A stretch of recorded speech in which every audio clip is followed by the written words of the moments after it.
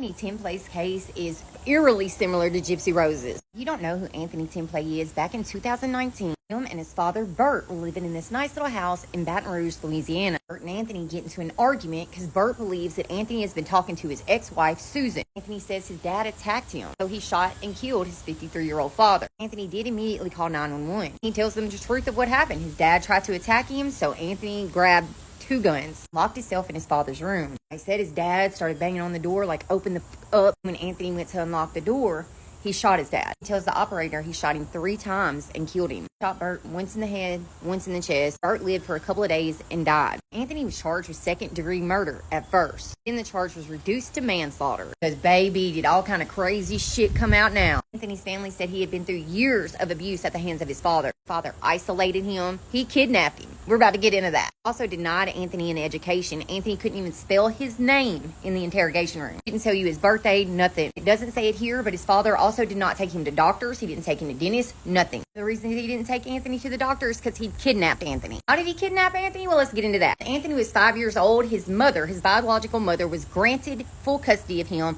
due to abuse from Bert. That happened in Texas, okay? Bert goes to the courts in Louisiana, doesn't tell them that she has already won full custody. Instead, he gets full custody papers drawn up for him. And he hires a PI that goes to Texas and sits on Anthony and his mother's house. The PI figures out Anthony's mother's movements. He leaves Anthony with his grandmother one day, and the PI calls Bert and says, "I found him, come get him." And that's exactly what Bert did, isolating him for almost 12 years. He did not have friends. He did not go on trips. He did not go to school or Boy Scouts. He was allowed inside that house. Dad had a tracker on him, a tracker on his phone. He had cameras everywhere inside the house. Now, how did all this stuff come to light? Well, Anthony worked at a greenhouse. One of the workers there had become very fond of Anthony. He knew he did not have a good home life. He knew his dad was an oddball, didn't let him go places, didn't let him have friends, nothing. He also claimed that his dad called constantly, making sure he was at that greenhouse. If he was standing in one spot too long, his dad would call the greenhouse and make sure he was there. Coworker starts posting all kinds of stuff on social media, trying to be support for him. Anthony's sister sees it. Her and her mom end up contacting the police in Louisiana and sending them the missing child's poster. It comes out that Anthony was never entered into NCIC, so he was never considered an actually missing child.